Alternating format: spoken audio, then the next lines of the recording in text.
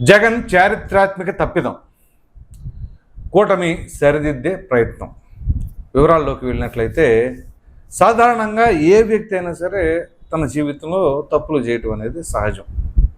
సరే, ఇక నాయకులు ఎప్పుడైనా ఒకసారి పొరపాటున ఏదో ఒక నిర్ణయం తీసుకుంటే అది పెద్ద తప్పిదంగా మారింది అంటే అనుకోవచ్చు.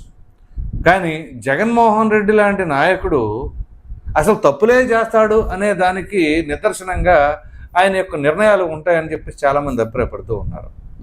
సరే, ఒకటో రెండో లేకపోతే ఒక 4, 5 లేకపోతే ఒక 10 అంటే అనుకోవచ్చు.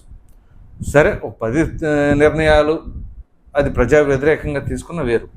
కొన్ని చారిత్రాత్మకమైన నిర్ణయాలు ఉంటాయి. అది ఎలాగంటే ఇక చరిత్రహీనులుగా మిగిలిపోతారు ఆ నిర్ణయంతో.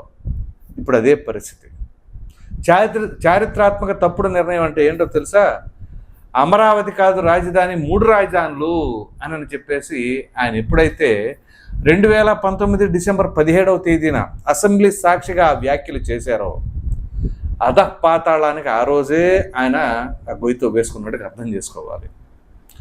సో ఈ క్రమం ఎందుకు చెప్తున్నానంటే, అంత ఘంటాపదంగా అప్పటి నుంచి ప్రజలందరూ కూడా రాష్ట్ర వ్యాప్తంగా, ఆ జిల్లా కాదు ఈ జిల్లా కాదు, మారుమూల ప్రాంతం కాదు, లేకపోతే నడిబొడ్డు ఉన్నటువంటి జిల్లా కాదు, అన్ని సైడ్ల నుంచి నిరసన వెల్లువలు.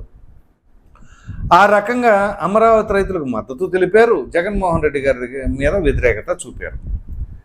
ఇది ఇలా ఉంటే సరే, తర్వాత అయినా సరే ఆ నిర్ణయం, నేను ఆ సమయంలో ఆ రకంగా ఆ నిర్ణయం తీసుకున్నాను, పొరపాటు అయింది, లేదు వెనక్కి తీసుకుంటున్నానని చెప్పేసి అంటే అది వేరు.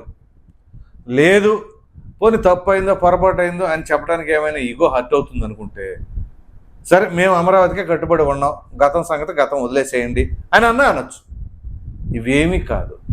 అప్పుడు జగన్మోహన్ రెడ్డి తీసుకున్న ఆ నిర్ణయం వలన మొత్తం రాష్ట్రం అంతా అల్లకల్లోలం.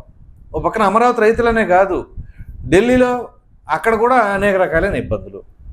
కోర్టు ఒక పక్కన హైకోర్టు సంచలనమైన తీర్పు ఇచ్చింది, అమరావతి ఏకైక రాజధాని అని చెప్పేసి. అయినా సరే ఏంలో వైఖరి మారలా. అఫ్కోర్స్ అదేంటో కూడా మనం దీని తర్వాత వీడియోలో లోకేష్ గారు ఏంటి కౌంటర్లు వేశారు అది మనం మాట్లాడుకుందాం. సో అయితే జగన్మోహన్ రెడ్డి మాత్రం తన యొక్క వైఖరిలో ఎటువంటి మార్పు లేకుండా పదే పదే ఇదే విషయం గురించి ఆయన ప్రస్తావించడం, నేను విశాఖపట్నం అని చెప్పేసి సంబోధించడం. విశాఖపట్నం కాదు, అమరావతి కాదు, కర్నూలు కాదు, అన్ని చోట్ల నుంచి ఆయనకు వ్యతిరేకత వచ్చింది. ఇది ఎలా ఉంటే ఇక్కడ దీన్ని సరిదిద్దే ప్రయత్నం ఎవరు తీసుకున్నారు? ఇక కూటమి ప్రభుత్వం. ఆటోమేటిక్గా ఇక రెస్పాన్సిబిలిటీ వాళ్ళ మీదే ఉంటుంది.